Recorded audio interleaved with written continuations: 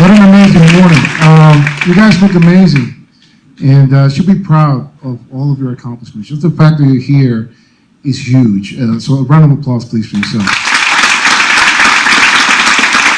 I want to thank President Glenn, Provost Bolton, and faculty and staff, all of you, for the opportunity to share my story.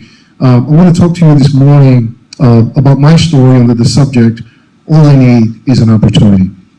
I was born in the Dominican Republic, in the capital of Santo Domingo. I am the middle child of three. I have two sisters. My father was a lieutenant in the Dominican Air Force, and my mother was a salesperson at the time. Unfortunately, they got divorced when I was 8 years old, and my mother moved to live in the Bronx, New York. My father retired early to spend some time with us, and he then decided to be an accountant, and it worked part-time. I learned a lot from him over the years. I learned the importance of being on time, the meaning of responsibility, and why discipline plays such a huge part of someone's success. I was an entrepreneur as an early child. I began to shine shoes for 25 cents, and that allowed me to pay for a bike rental for 30 minutes. My sisters and I made popsicles, and I sold them for 5 cents to other kids. I remember my father getting home with a bag of mangoes, and I would then set up shop to sell them to neighborhood members. It was the foundation where I began to see that all I needed was an opportunity to accomplish great things in life. My sisters and I left the Dominican Republic and went to live with my mother in the Bronx, New York, when I was 14 years old. It was a total culture shock for me. I graduated from high school in 1993. Some of you were not around. I decided to attend Berkeley College, which is a business school in Manhattan, and obtain an associate's degree and begin working right away. Unfortunately, it was a struggle for me with a few courses because I still was learning the English language, and it was hard to understand some of the concepts at the college level. I dropped out of school in less than a year later. I began to work as an accounting clerk, conducting data entry for a mental health institution in Midtown Manhattan. I worked long hours to ensure that the information required was available in the system. And those were the days where I turned on the computer. I asked around if anybody needed coffee.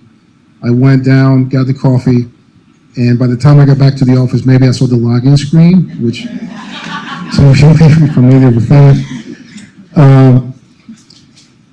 I continued to work at various companies throughout the years, and I was promoted to supervisory roles.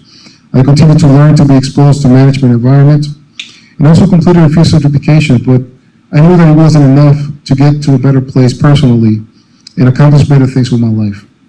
I had bigger goals.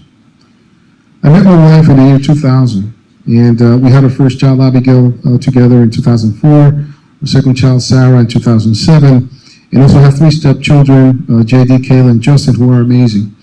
I moved to Massachusetts in 2003, and began working as a telephone operator at Mass General Hospital. I saw an opportunity to learn more about emergency codes and programming pagers. And for those of you who do not know what a pager is, just think about the iPhone 14 or the iPhone 15, but back in the 80s or early 90s, that's what it was. And believe it or not, pagers are still being used at hospitals all over the country because of the reliability and coverage.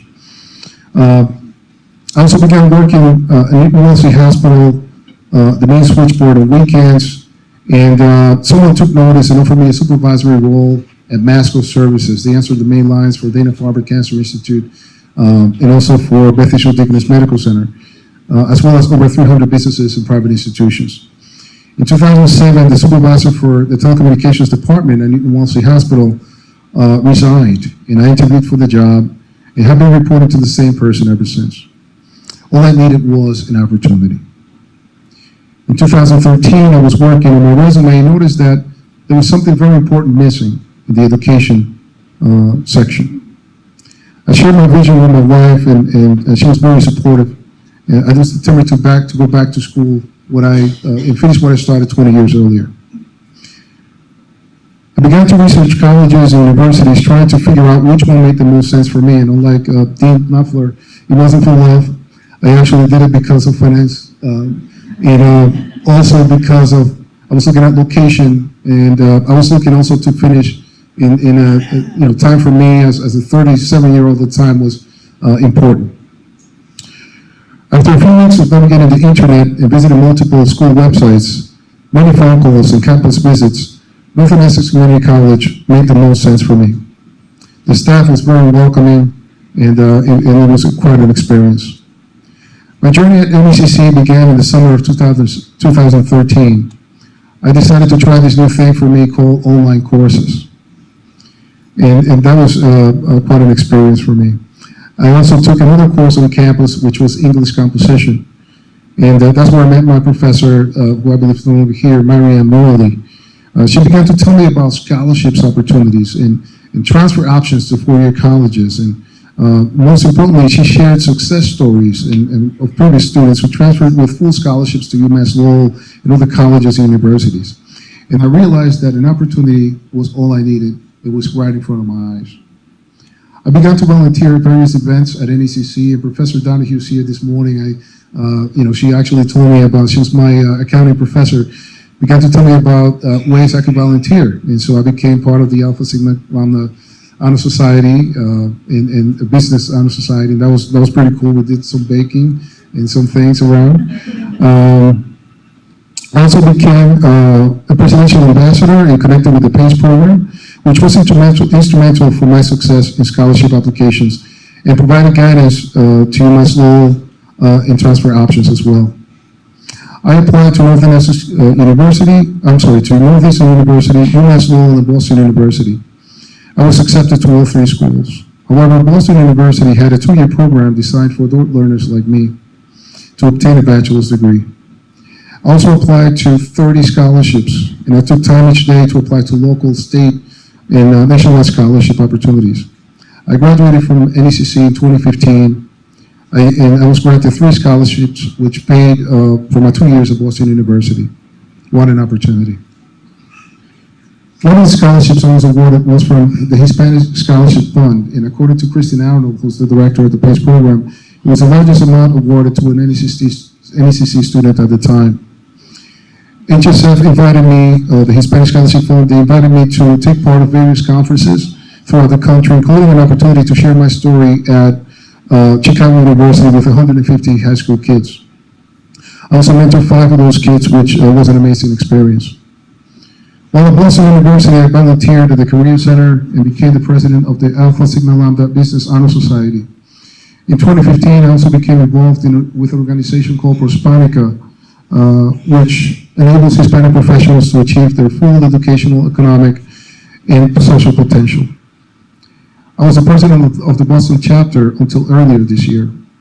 It was through Prospanica that I learned about a scholarship opportunity to attend Bentley University for an MBA degree. I graduated from Boston University in 2017 and enrolled in Bentley University's professional MBA program the same year. I was awarded a full scholarship and graduated with an MBA from Bentley University in the fall of 2019. Today, I'm a senior manager at the Massachusetts General Brigham, and I continue to volunteer at NECC, where I am part of the Board of Trustees, a chair of the Alumni Board, and I also became a professor at Boston University teaching a communication skills course, and I was responsible for the orientation of the same program I was a part of a few years earlier. None of this would have been possible without the help and support of many people that made it easier for me to achieve my educational and professional goals. I am forever grateful. I share my story with you today to encourage you to work your butt off.